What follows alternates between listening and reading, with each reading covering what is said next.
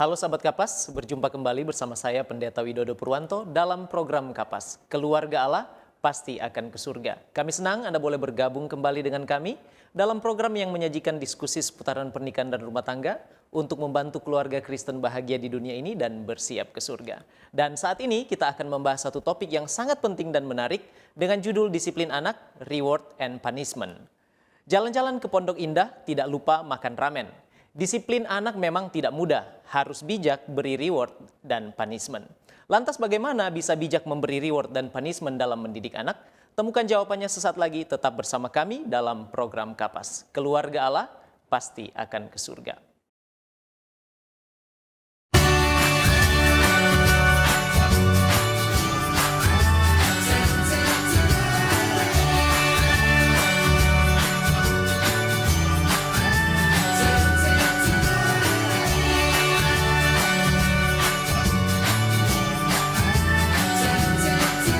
Saksikan selalu program Keluarga Allah Pasti ke Surga setiap Kamis pukul 18 waktu Indonesia Tengah di YouTube channel Cornelius Media, Bridge to the Truth.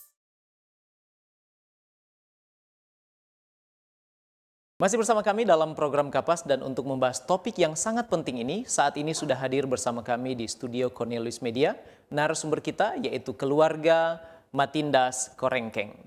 Bapak Ernest Matindas MBA saat ini melayani sebagai dosen di Fakultas Ekonomi dan Bisnis Universitas Kelabat, sedangkan Ibu Laura Korengken MKes melayani sebagai dosen di Fakultas Keperawatan Universitas Kelabat. Keluarga Matindas Korengkeng dikarunia Allah 2 orang anak, Andika Matindas dan Alicia Matindas. Mereka adalah keluarga yang bersahaja, rendah hati, dan suka untuk berbagi. Kalau begitu langsung saja kita sapa narasumber kita. Shalom Bapak Ernest Matindas dan Ibu Laura Korengkeng. Shalom. Apa kabarnya? Sejauh ini baik-baik saja. Sehat ya? Sehat. Puji Tuhan. Senang sekali boleh berjumpa di dalam program Keluarga Allah Pasti Akan ke Surga Cornelius Media. Dan terima kasih atas kesediaan untuk boleh menjadi narasumber di dalam program kami, walaupun di tengah-tengah banyak kesibukan. Baik, untuk memulaikan diskusi kita pada saat ini, Bapak Matindas dan Ibu, kita akan awali dengan doa. Mari kita tunduk kepala dan kita satu dalam doa. Bapa kekal Allah kami yang bertahta dalam kemuliaan surga, terima kasih untuk kesempatan kami boleh berjumpa kembali di dalam program Keluarga Allah Pasti Akan ke Surga Cornelius Media. Kami berdoa kiranya Tuhan menuntun diskusi kami pada saat ini, memberkati narasumber kami, keluarga Matindas Korengkeng, agar mereka boleh membagikan informasi yang berguna untuk membekali keluarga-keluarga Kristen, sahabat-sahabat Kapas, menjadi keluarga-keluarga yang berbahagia di dunia ini dan menikmati kehidupan, dan akan terus bersiap untuk mewarisi kerajaan sorga yang Tuhan telah sediakan. Inilah doa kami ya Tuhan, terpujilah Engkau, di dalam nama Yesus kami sudah berdoa, haleluya, amin. Amin. Baik Bapak Ernest Matindas dan Ibu, kita langsung saja ke pembahasan kita ya. Topik kita adalah disiplin anak, reward and punishment. Kira-kira secara umum apa yang dimaksud dengan disiplin khususnya di dalam pendidikan anak? Sebab banyak kali kita membicarakan tentang disiplin. Apa sebenarnya maksud secara umum dari disiplin ini khususnya dalam pendidikan anak? Silakan. Mungkin saya atau Ibu? Ibu dulu lah. Ya, silakan Ibu. Woman Baik. first. Oke.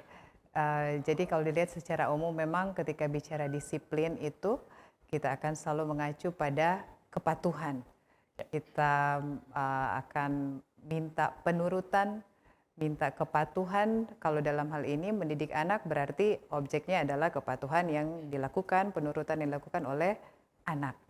Kira-kira seperti itu. Simpelnya demikian ya. Mungkin ada tambahan dari Bapak. Kalau dari saya mungkin sama ya, tapi kita lebih, kalau disiplin di rumah tangga mungkin mengajar anak untuk dilatih untuk belajar menurut sama aturan. Nanti ke depannya mereka akan hidup di satu masyarakat yang banyak aturan, ada norma-norma yang harus diikuti di rumah tangga. Kita sudah ajar mereka untuk belajar menurut. Mungkin startnya dari rumah kita ajar. Jadi ada self control di situ, ada penurutan, dan bagaimana nanti mereka akan berperilaku di tengah-tengah masyarakat. Itu kalau dari saya. Baik, jadi intinya adalah kepatuhan dan penurutan ya, Ya. dari anak yang diajar oleh orang tua untuk mengikuti norma-norma yang kemudian mereka akan bawa di masyarakat. Baik, terima kasih. Nah, sekarang mengapa orang tua Kristen khususnya seringkali kita lihat atau banyak kita dengar gagal di dalam mendisiplin anak mereka? Kira-kira apa penyebabnya sampai orang tua Kristen ini gagal di dalam mendisiplin anak? Silakan. Mungkin kalau dari saya, karena masalah disiplin ini bukan masalah yang mudah, ini bukan perkara yang gampang, sangat menantang, sangat challenging, apalagi contoh saya dengan istri saya, kami dosen, kami sering deal dengan mahasiswa, habis itu sekarang kita mesti deal dengan anak kecil, anak-anak kami di rumah masih kecil, challenging sekali karena kadang saya sering buat aturan yang istri saya sering ingatkan, dorong masih anak-anak, mereka masih anak-anak. Betul. Kadang kita lupa menempatkan anak-anak itu anak-anak, bukan Pada orang posisi dewasa. mereka, ya? Jadi kita harapkan mereka, kalau kita berbicara, kita buat aturan, kita harapkan mereka akan sama seperti orang dewasa, padahal mereka masih anak-anak. Jadi, tapi di satu sisi kadang kita lupa bahwa anak-anak perlu untuk diajar untuk menurut. Itu yang pertama, kita gagal menempatkan anak-anak itu sebagai anak-anak, porsi disiplinnya harus sesuai dengan anak-anak. Yang pertama. Dari saya juga mungkin ada kalanya saya disiplin tapi orang-orang dewasa di sekitar kami yang tidak support disiplin yang kita terapkan. Contohnya begini. Saya ajar anak-anak untuk membuat kalau jam segini sudah mesti tidur. Baru mungkin ada orang tua, mungkin teman-teman kami yang seumuran datang, masih jam begini kok boleh. Sekali-sekali.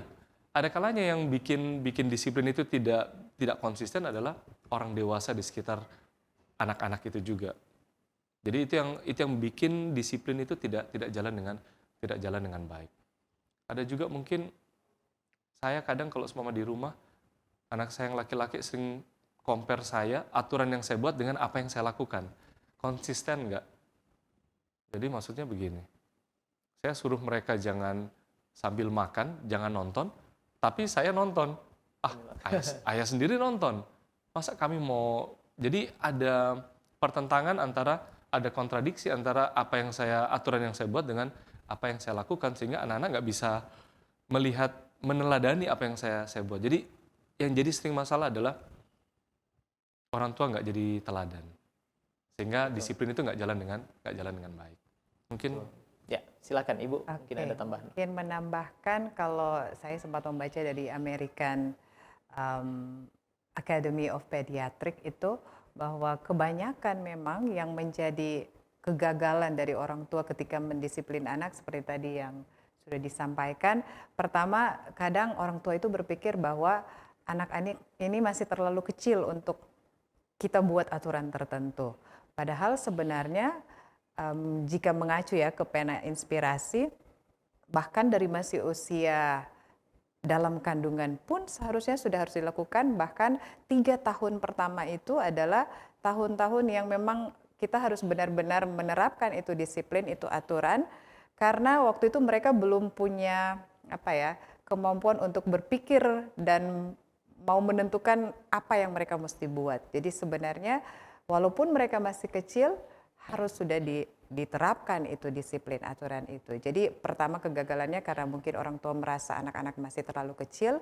Kemudian yang tadi dibilang tidak menjadi role model, tidak jadi contoh, karena memang seperti tadi yang disampaikan, kebetulan di rumah kami anak kami baru kelas 4 dan 5 SD.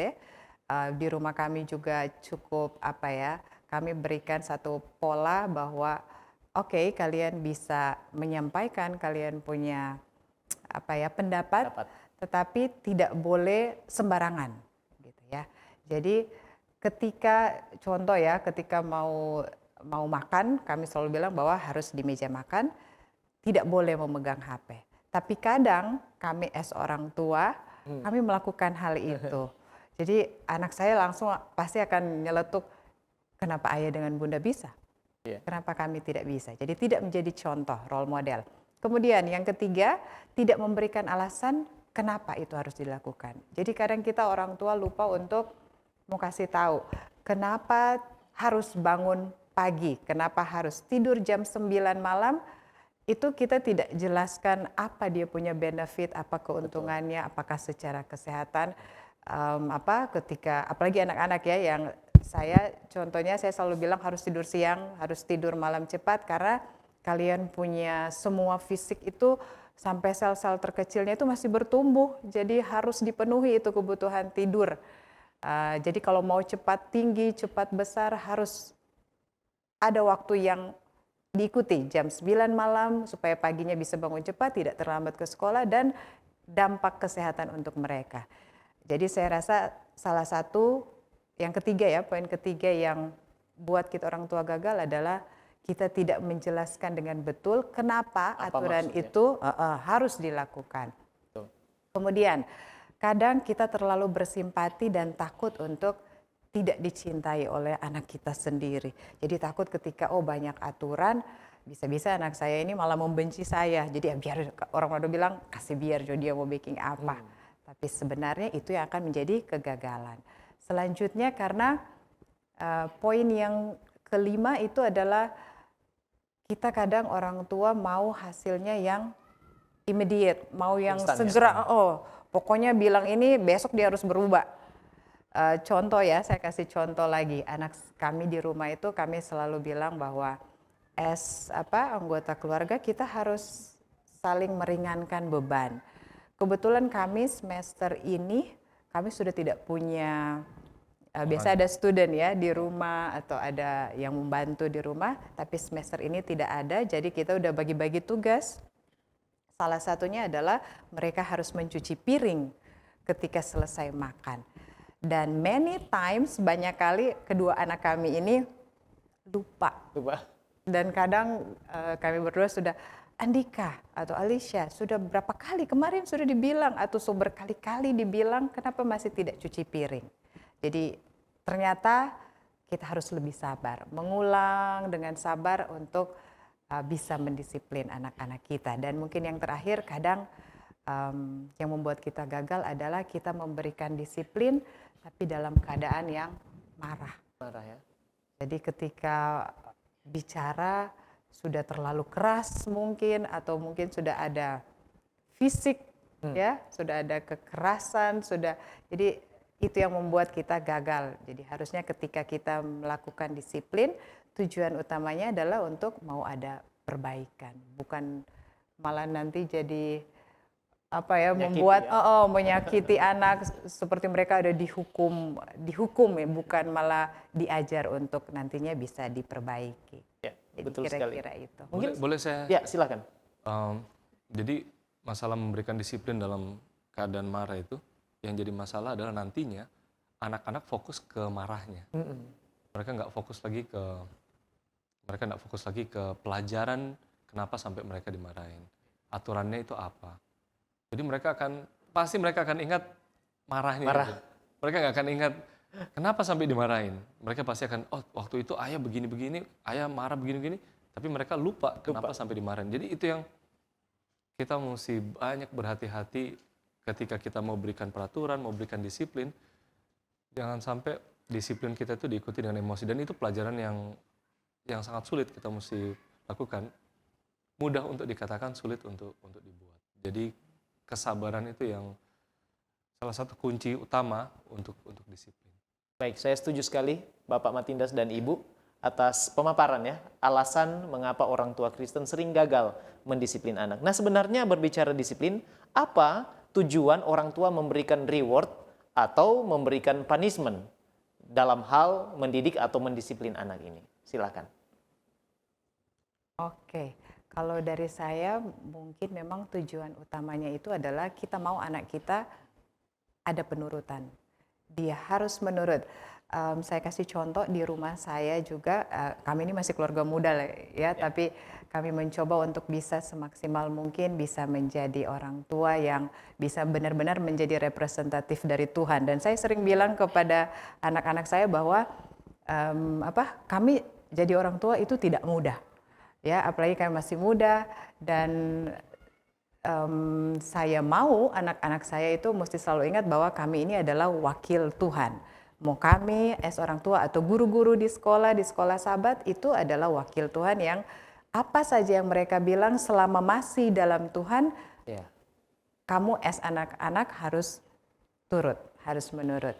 Jadi poin pertama saya rasa tujuan memberikan disiplin dalam bentuk punishment and reward adalah kita mau anak-anak kita itu menurut, ada penurutan. Kemudian yang kedua adalah kita mau ada perbaikan atau ada perubahan dalam bentuk sikap dan perilaku dari anak yang mungkin sebelumnya tidak mau menurut, tidak mau diatur, nantinya akan bisa menurut, bisa diatur.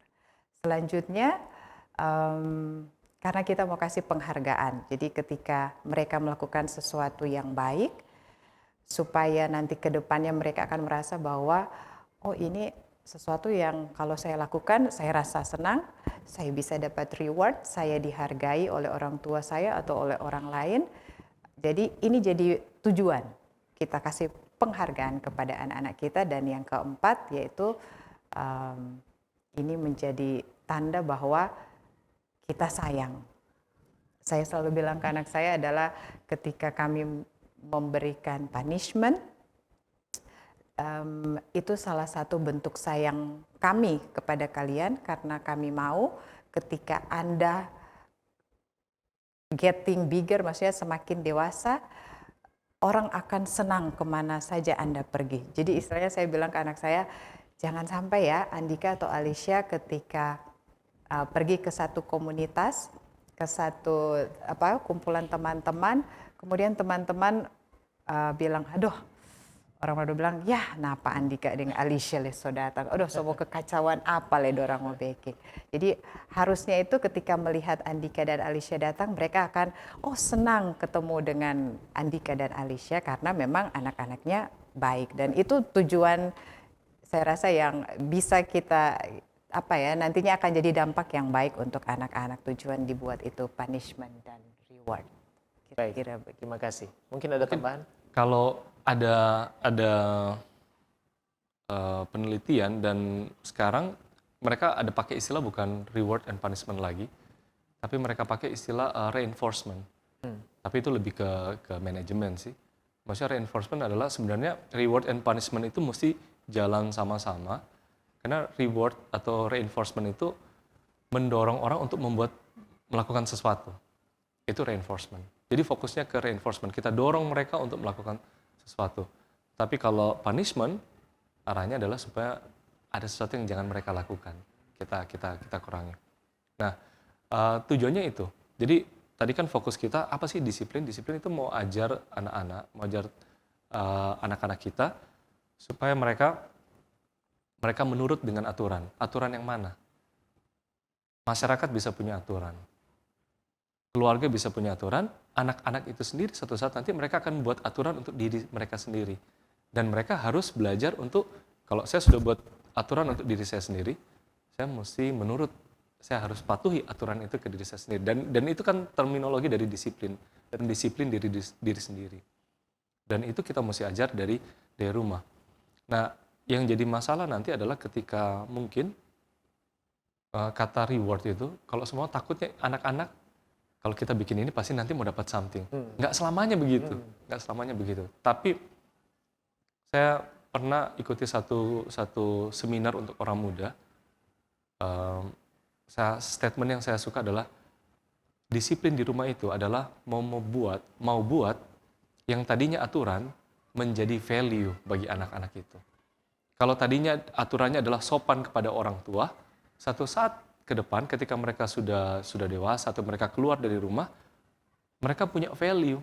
Itu bukan aturan lagi bagi mereka, tetapi kemanapun mereka pergi, mereka akan sopan kepada orang yang lebih tua. Kalau berbicara mesti sopan. Itu aturan di rumah contohnya. Kita ajarin mereka mesti sopan. Ketika nanti mereka keluar, itu sudah bukan jadi aturan lagi, tetapi ketika mereka keluar, mereka akan sopan kepada orang ketika berbicara. Menghargai orang lain. Di rumah diajarin. Mesti hargai adik, mesti hargai kakak, mesti hargai ayah atau bunda, mesti hargai tamu yang datang. Itu aturan. Ketika mereka keluar, karena kita sudah usahakan mereka untuk disiplin, kita kasih reward, kita kasih punishment. Ketika mereka keluar, itu sudah bukan lagi aturan bagi mereka. Tetapi ketika mereka keluar, sudah nggak sama-sama lagi dengan orang tua, mereka akan punya value menghargai orang lain. Jadi itu kami rasa itu mungkin harapan kami kepada anak-anak kami ketika mereka keluar, ada value yang dibawa yang bisa mereka tetap pegang, prinsip dan value yang akan mereka pegang. Sampai mereka dewasa ya. Sampai mereka dewasa. Jadi saya dapat poinnya, terima kasih Bapak Matindas dan Ibu, bahwa aturan itu suatu saat nanti akan menjadi nilai Ya. hidup yang akan terus dipegang oleh Iya. anak-anak ketika itu dilakukan dengan konsisten dan disiplin sejak dini. Ya, itu yang kita selalu doakan buat anak-anak, dan itu selalu kita ingatkan. Jangan, bukan berarti dibilang terus kemudian nanti mereka bosan. No, itu nanti satu saat nanti kamu diharapin punya value itu yang mungkin orang lain nggak punya, tapi kamu waktu keluar kamu punya itu. Betul sekali. Baik, puji Tuhan kita sudah mendiskusikan tentang apa itu disiplin dalam pendidikan anak, tujuannya dalam memberi reward dan punishment, serta alasan mengapa orang tua Kristen sering gagal di dalam mendisiplin anak. Bapak Ernest Matindas dan Ibu Lora, kita akan jeda sejenak. Dan sahabat Kapas, jangan beranjak dulu sebab setelah yang satu ini kita akan membahas lebih dalam lagi tentang disiplin anak, reward, dan punishment. Kami akan kembali sesudah yang satu ini dalam program Kapas. Keluarga Allah pasti akan ke surga. Tahukah Anda, buah adalah sumber vitamin dan antioksidan alami yang dapat meningkatkan metabolisme tubuh. Sayur memperlancar buang air besar dan dapat menurunkan risiko terkena berbagai penyakit kronis. Selalu mengonsumsi air mineral untuk menjaga keseimbangan cairan tubuh. Berolahraga dengan teratur dapat membantu kita mengendalikan berat badan. Selalu beristirahat yang cukup agar tubuh tetap sehat dan bugar. Jangan lupa untuk selalu menyaksikan program live di YouTube channel Cornelius Media, Bridge to the Truth.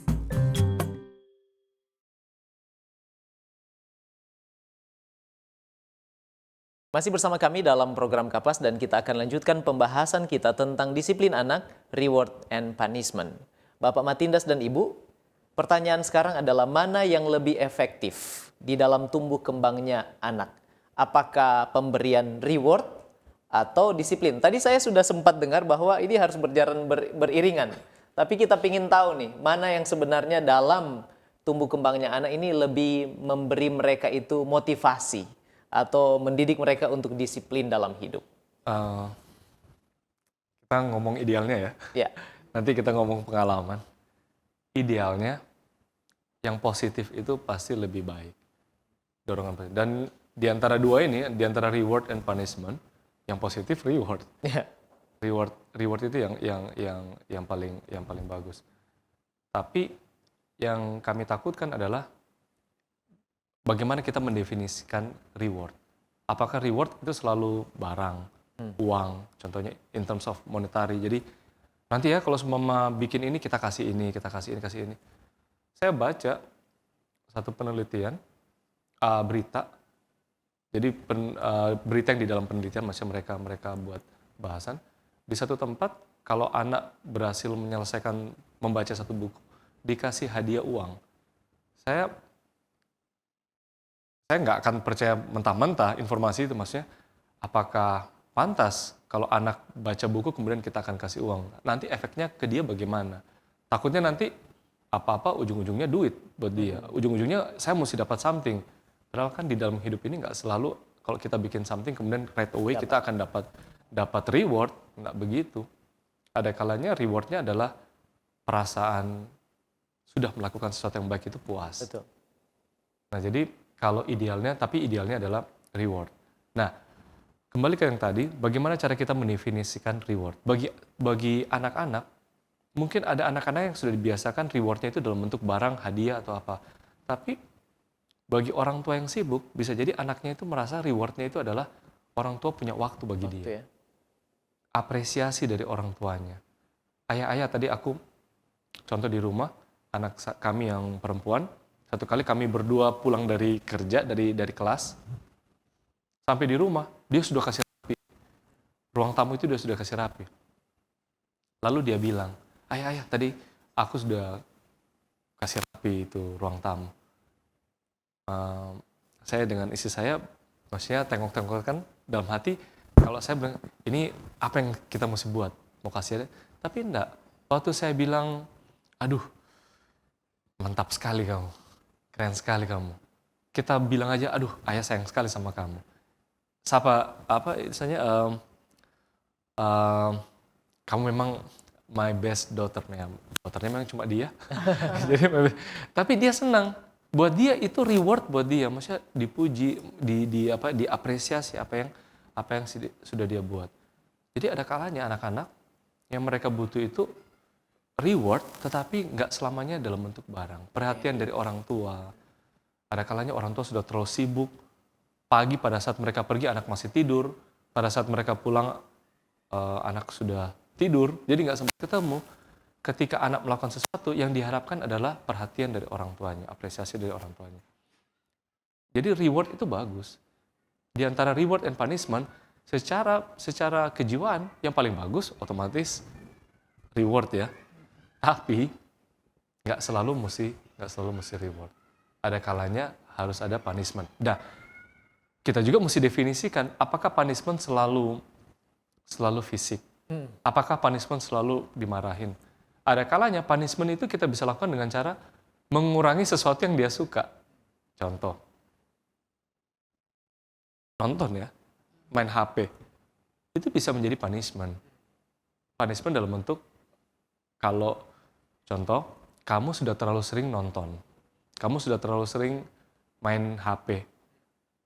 Tapi ayah, aku kan main HP, contohnya anak kami di rumah, kalau dia lihat di depan laptop, main PowerPoint, maksudnya otak-atik PowerPoint, bikin-bikin program, masih kecil tapi sudah coba-coba bikin program. Tapi saya bilang gini, iya tapi kamu punya sekolah bagaimana? Kamu punya tugas bagaimana? Kamu kan ada tanggung jawab, kamu punya latihan piano, kamu mesti olahraga dan lain-lain. Mesti baku bantu di rumah, rapiin, pulang sekolah mesti bantu rapiin rumah. Jadi yang kami lakukan adalah kurangi waktu dengan HP. Jadi itu bentuk punishment. Kita kurangi waktu HP-nya, sampai akhirnya, puji Tuhan sekarang waktu HP-nya udah nggak ada, dia bilang, ayah ternyata bisa kok teh. Kalau orang Manado bilang, bisa kok teh, nggak pegang HP. Jadi ya saya dengan istri saya bersyukur, karena ternyata ketika jadi dia pergi ke satu tempat, dia lupa HP-nya, ketinggalan HP-nya, sampai sekarang dia sudah nggak punya HP-nya lagi, dan dia dapati bahwa ternyata bisa juga nggak pakai HP. Tapi pada saat itu dia ngerti, wah ini punishment buat saya. Ketika saya nggak punya HP, atau saya dikurangi waktu di hadapan layar, berarti saya mesti do something. Jadi ada yang mesti dikurangi. Jadi bentuk punishment-nya seperti apa? Itu yang kita mesti bijaksana, mesti sangat berhati-hati, karena di antara dua ini, reward and punishment, yang paling bagus reward. Tetapi ketika di satu saat kita mesti tetap mau tak mau kita mesti buat punishment itu yang kita mesti banyak berdoa, Tuhan punishment yang seperti apa yang saya mesti kasih ke anak saya. Betul. Karena itu challenging, dan saya dengan istri saya sih, karena di rumah kalau polisi, saya bad cop-nya, istri saya good cop-nya. Di rumah saya seperti itu. Jadi saya bersyukur istri saya selalu ingatkan, jangan terlalu keras ke anak-anak. Tadi yang kalau orang Manado bilang, apa yang Ngana bikin tadi, terlalu keras. Jadi diingatkan. Dan itu yang membuat anak saya yang laki-laki sempat sounding, ayah terlalu strict. Saya terlalu strict, aturan di rumah itu beda dengan teman-teman. Ya, saya bilang, saya berusaha untuk menyampaikan apa yang saya anggap sebagai value. Mungkin buat orang lain, keluarga lain, mungkin itu bukan value, tapi buat saya itu value.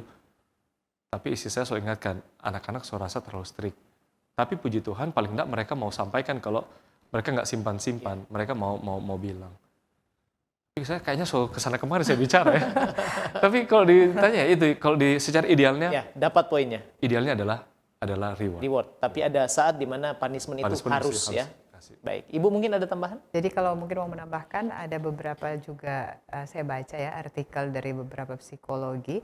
Memang kalau untuk mau mendidik anak, mereka katakan itu fokusnya lebih baik ke reward. Walaupun tadi ya sudah dijelaskan bahwa reward itu bukan selalu dalam bentuk materi. Kemudian kalau katanya dari kalau kita mau bikin mana yang lebih efektif, kalau untuk dunia pendidikan di sekolah, di tempat kuliah, maka lebih baik ada punishment. Tapi ketika mau mendidik anak, tumbuh kembang anak, maka disarankan oleh para psikolog itu kasih reward. Lebih baik untuk mereka nantinya bisa bertumbuh berkembang dengan lebih baik. Jadi kalau ditanya mana yang efektif, saya rasa sifatnya kondisional ya, akan menyesuaikan dengan kira-kira seperti apakah mereka punya tidak menurutnya itu dalam bentuk seperti apa, baru dikasih reward atau punishment itu ya saya rasa tidak bisa kami bilang, oh yang tidak menurut pokoknya semua mesti dapat pukul. Orang lalu bilang, atau yang tidak bikin ini sudah jelas ini hukumannya. Tidak ada. Jadi kalau ditanya mana yang lebih efektif, seperti tadi sudah dikemukakan, ya harus berjalan bersama-sama ya. Mungkin kami bisa share pengalaman di kelas ya. Kebetulan kami berdua staf pengajar. Kalau di kelas itu reward itu kayaknya nggak terlalu efektif. Contohnya begini, guys. Kalau seumpama ujiannya bagus, nanti kalian bakal dapat 40% dari total poin. Kalau dapat ini dapat 10%. Guys, kalau bikin tugas ini datang on time, kalian dapat ini ya. Saya pengalaman di kelas, saya kelas jam 7 pagi, jadi saya selalu bilang ke student, jangan sampai terlambat. Nanti saya janji, saya juga sebagai dosen, saya nggak akan terlambat. Nanti kalian punya nilai pasti akan bagus, karena datang on time, nggak akan tak kurang. Pendeta pernah juga tadi di club. Kayaknya nggak ngefek. Tapi ketika saya bilang gini, guys, kalau saya sudah mau serius ini, kalau sampai kalian datang terlambat, peraturan UNCLAP tetap akan jalan. 3 kali terlambat akan absen.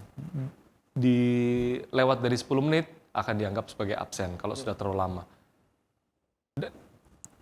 Ketika kita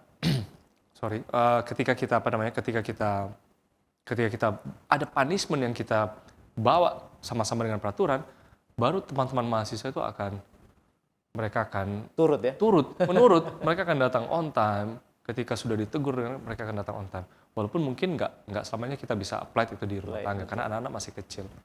Tapi itu maksudnya ada situasi-situasi tertentu ketika punishment itu mesti dibuat. Baik. Kita mesti lihat kondisinya seperti apa. Baik, terima kasih. Nah, itu pertanyaan selanjutnya. Kira-kira saat yang mana yang tepat untuk memberikan reward dan saat mana yang tepat untuk memberikan punishment? Menurut pengalaman ataupun mungkin dari research. Jadi silakan dijawab pertanyaan ini dengan singkat. Saat mana harus anak-anak itu diberi reward dan mana yang harus diberi punishment? Silakan. Kalau saya boleh berpendapat dari pena inspirasi yang saya baca ya, bahwa sebisa mungkin kita tidak memberikan punishment yang dalam bentuk kekerasan fisik maupun verbal, kata-kata ya. Jadi istilahnya tongkat cambuk sebagai pengajaran itu akan menjadi pilihan yang paling akhir. Jadi kalau ditanya kapan mau diberikan, seperti yang tadi saya bilang ya, kondisional akan menyesuaikan dengan kira-kira aturan apa yang saya buat yang memang tidak boleh dilanggar. Kalau memang seumpama di aturan saya cuma boleh sampai di 3, saya akan berikan hukuman, dan mungkin di ser atau di pendeta, nanti di 5 baru saya kasih hukuman, dan itu akan menyesuaikan seperti itu. Tapi kalau di saya seumpama saya udah kasih di 3, langgar di 3 ini, Anda akan dapat hukuman. Jadi kalau ditanya itu ya akan menyesuaikan ya dengan metode masing-masing, aturan masing-masing di masing-masing keluarga ya. Kondisi setiap rumah kondisinya. tangga ya. Baik. Iya. Jadi kalau dari saya, mungkin apa tujuannya? Maksudnya begini, kalau seumpama saya mau dorong anak saya untuk, kamu kan sudah tahu main piano, coba praktis lagu ini. Jadi saya mau dorong dia untuk berbuat sesuatu, untuk melakukan sesuatu. Itu mungkin lebih ke reward. Jadi nanti kalau seumpama kamu bisa bikin, mau dapat something. Atau nanti adalah yang kita akan buat, contohnya janji mau jalan-jalan kayak, mau kemana kayak. Mungkin itu bagus kalau supaya dorongan positif, mungkin bagus reward. Tapi kalau punishment mungkin lebih ke kita mau mengurangi satu perilaku. Kebiasaan buruk. Contohnya tidak boleh dilakukan lagi ya. Iya, jadi itu mungkin itu. Contohnya, ini anak bawaannya datang dari mana-mana langsung HP.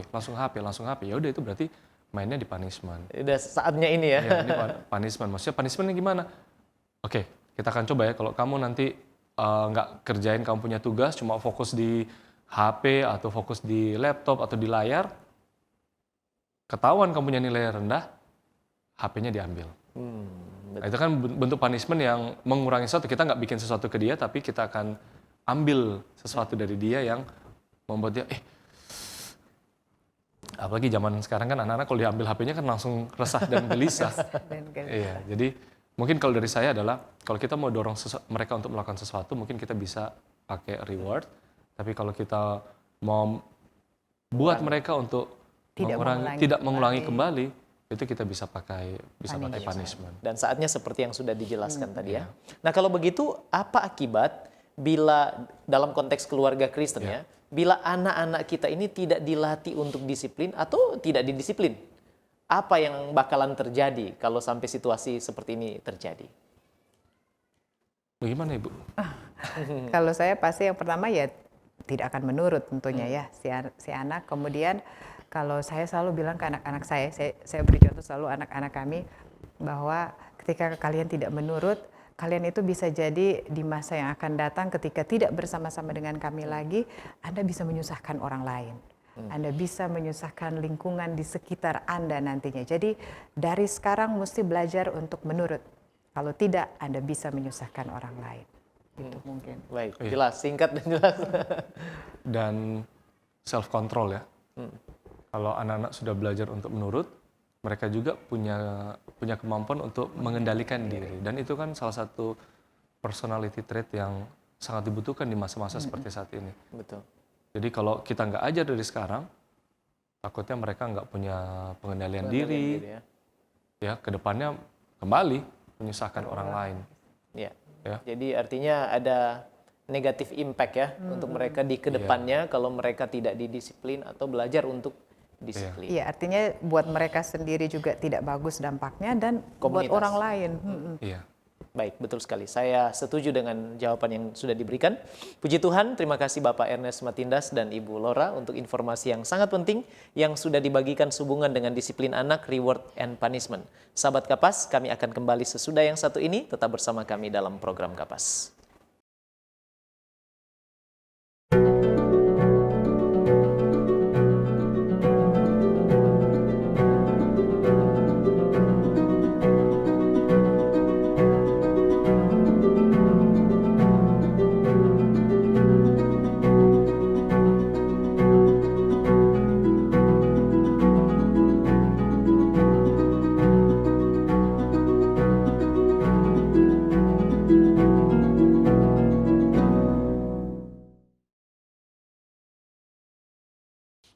Masih bersama kami dalam program Kapas dan tidak terasa kita sudah tiba di segmen terakhir diskusi kita.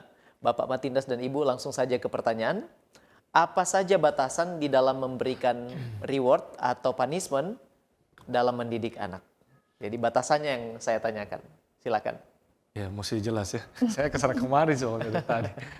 Batasan kalau reward, batasannya adalah jangan sampai anak itu merasa bahwa apa-apa nanti bakal dapat reward, apa-apa dapat sesuatu, baru kalau seumpama itu dalam bentuk barang atau dalam bentuk uang, jangan sampai anak itu akan merasa menganggap enteng nilai dari barang tersebut. Betul. Maksudnya jangan sampai nanti, ini loh dikasih satu barang yang dia tahu, oh ini mahal sekali.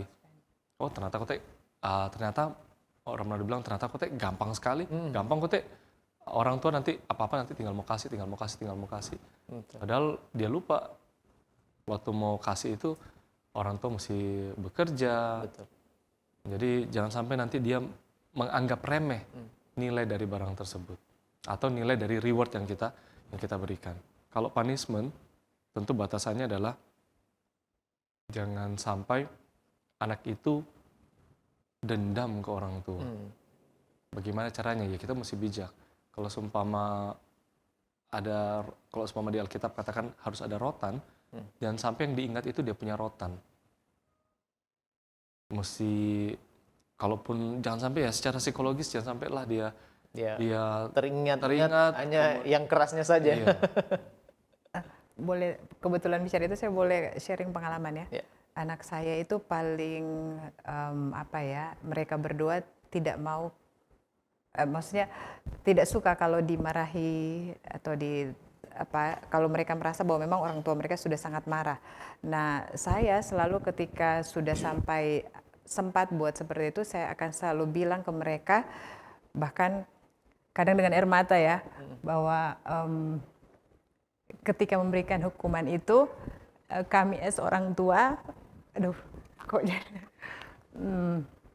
tidak merasa senang dengan itu.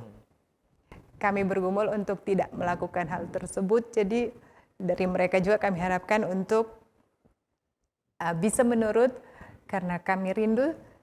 Saya sering bilang bahwa kami mau masuk surga itu sama-sama. Amin. Ya? Betul.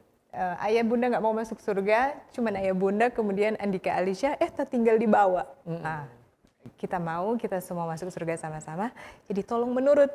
Dan Andika Alisha harus berdoa supaya ayah dan bunda juga bisa benar-benar jadi representative of God, yang istilahnya kami boleh mendidik dan membimbing kami secara keluarga untuk sama-sama bisa masuk surga. Baik. Maaf. Betul, tidak apa-apa. Karena ini pengalaman yang betul nyata terjadi ya. Iya. Jadi orang tua pun artinya tidak senang di dalam melakukan punishment. Kalau itu adalah opsi terakhir. Ya. Yang kita perlu buat adalah anak-anak mesti get the feeling. Artinya begini. Artinya mereka mesti ngerti bahwa orang tua itu sedih waktu buat itu. Buat itu hukum. Ada alasan, ada ketidaknyamanan waktu melakukan itu. Capek, marah itu menyakitkan baik secara fisik, secara perasaan, itu bikin kita sakit ya. Betul. Anak-anak mesti ngerti. Ketika mereka buat satu hal yang mungkin mengecewakan atau itu bahaya sekali. Itu kenapa sampai kamu buat itu? Kemudian kita tegur, anak-anak mesti ngerti kenapa mereka ditegur. Betul. Dan mereka juga mesti ngerti bahwa ketika kita tegur, ada perasaan tidak nyaman dari kita. Kenapa kita mesti marah seperti ini? Kenapa kita mesti buat seperti itu? Makanya istri saya setiap kali ingatkan, habis marah, pergi sana, pray dengan mereka. Berdoa dengan mereka. Karena ya jangan sampai yang diingat itu tadi ya. Iya, marah-marahnya. Anak-anak juga, kamu juga berdoa, jangan cuma ayah atau bunda yang berdoa karena sudah bikin sesuatu yang bikin kalian nggak nyaman. Kalian juga berdoa. Berdoa jangan cuma karena dapat marah atau ditegur, tetapi berdoa karena kalian juga mesti ngerti kenapa sampai kalian ditegur. Dan puji Tuhan kadang anak-anak sering ingatkan kami, jadi kalau sudah ada waktunya bercanda, proses waktu dimarahin itu jadi bahan untuk bercanda. Waktu ayah marah kan begini-begini, ayah punya muka begini ya. Jadi, tapi saya bersyukur anak-anak mau obrolin itu, mereka mau terbuka ya. Terbuka. Baik, terima kasih atas jawaban dan sharing pengalamannya ya. Nah, bolehkah pada segmen ini Bapak Ernest Matindas dan Ibu memberikan tips bagaimana bijaknya, walaupun saya percaya namanya mendidik anak akan bertumbuh seiring pengalaman bersama dengan anak-anak. Betul sekali. Kira-kira sejauh ini apa tips yang boleh dibagikan dari pengalaman Bapak Matindas dan Ibu mendisiplin anak-anak yang Tuhan percayakan? Anda mesti berjalan bersama-sama dengan apa yang Anda katakan. Jadi teladan. Kalau Anda suruh anak-anak buat A, kemudian kita buat B, itu nggak akan jalan. Itu susah itu. Anak-anak, apalagi anak-anak sekarang sudah lebih cerdas, mereka sudah lebih berani untuk menyampaikan pendapat. Jadi mesti jadi teladan. Orang tua harus jadi teladan. Nggak boleh, sebenarnya saya di rumah sering jadi bad cup, ibu jadi good cup, tapi mesti ada kerjasama dari kedua orang tua. Jadi walaupun mungkin satu keras, satu lembut, tetapi prinsipnya, aturannya tetap harus sama. Harus kompak ya? Harus kompak. Harus kompak. Nggak boleh saya bilang A, kemudian ibu bilang B. Nggak bisa itu, nggak bisa. Contohnya saya bilang, kalian mesti tidur on time. Kemudian ibu bilang, biar cukup main-main mereka dengan kita. Itu nggak akan jalan. Artinya anak-anak nanti bilang, tenang. Kalau ayah bilang begini tinggal pergi ke bunda, misalnya seperti itu. Baru bicara ya, cara bicara kita mesti perhatikan cara kita berbicara, kata-kata yang dipilih. Kita mesti hati-hati. Mungkin apa lagi? Ya tentu harus berdoa ya.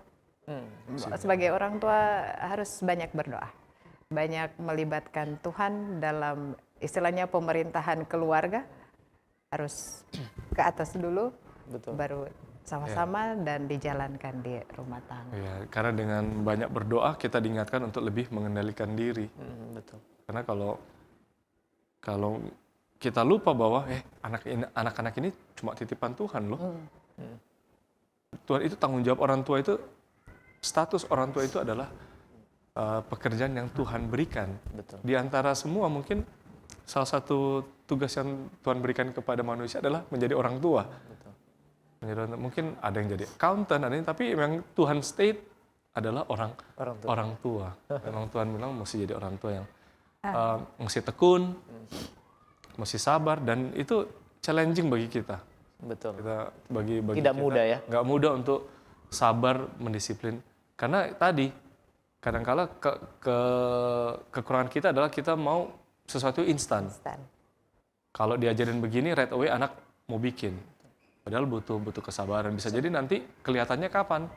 Mungkin berapa bulan ke depan, Berapa tahun ke depan? 1 tahun depan, atau mungkin kebiasaan baik itu susah dibentuk.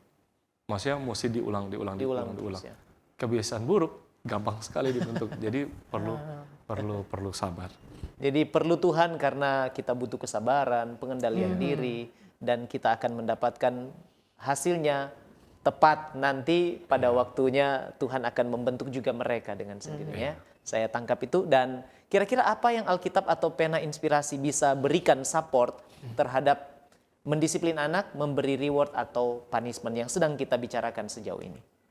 Oke, dari buku Membina dan Mendidik Anak di halaman 224 dibilang, jikalau engkau menghendaki berkat Allah, orang tua perbuatlah sebagaimana yang telah diperbuat Abraham. Artinya cegah yang jahat dan berikan dorongan bagi yang baik. Saya rasa sudah jelas ya, Pastor Puji itu. Tuhan.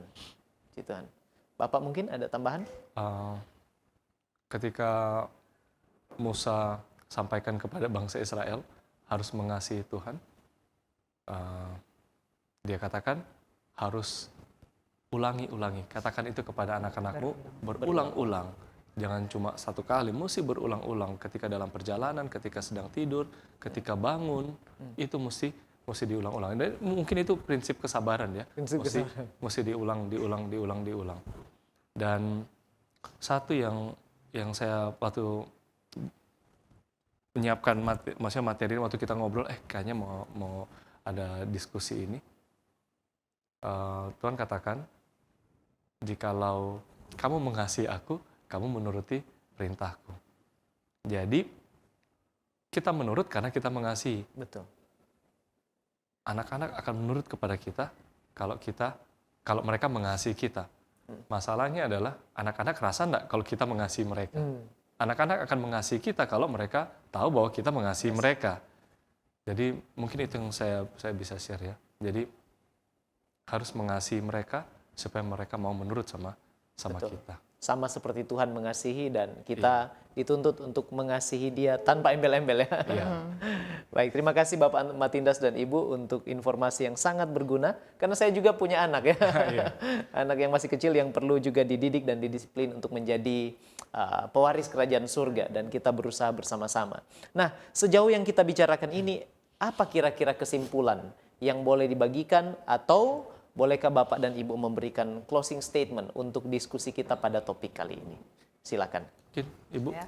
Oke, perkara mendisiplin anak bukan hal yang mudah, karena itu istilahnya kita butuh untuk selalu berkomunikasi dengan Tuhan, untuk bisa menjalankan istilahnya semua yang memang sesuai dengan kehendak Tuhan. Betul.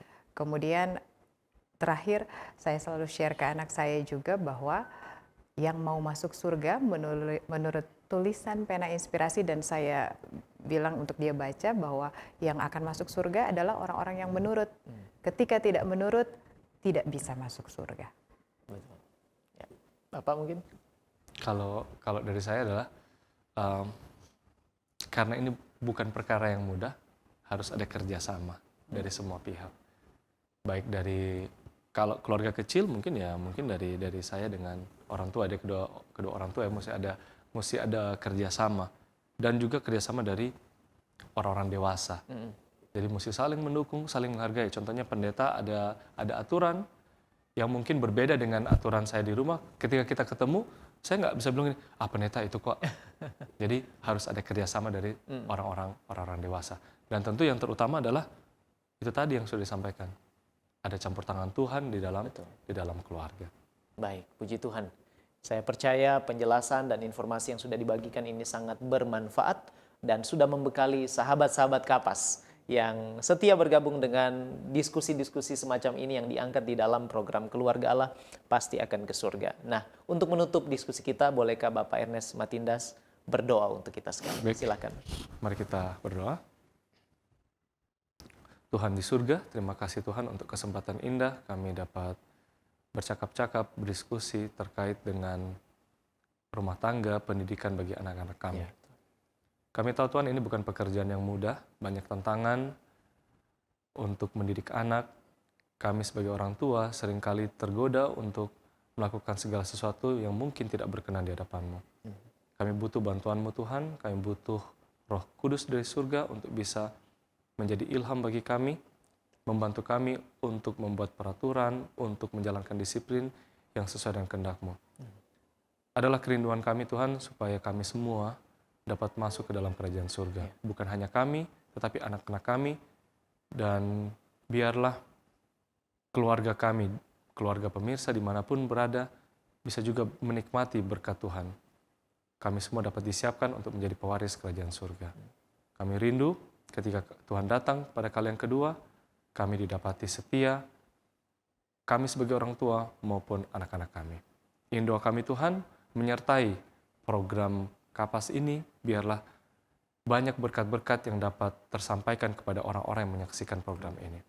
Bagi semua yang mengambil bagian, bagi semua yang berpartisipasi, dan mendukung program ini juga Tuhan akan berkati. Ini doa kami Tuhan, di dalam nama Tuhan Yesus kami telah berdoa dan mengucap syukur.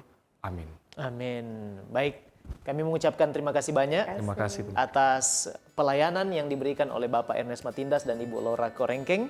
Kiranya doa kami, Tuhan memberkati keluarga Matindas Korengkeng, memberkati anak-anak dalam tugas pelayanan, bahkan di mana saja Tuhan akan sertai.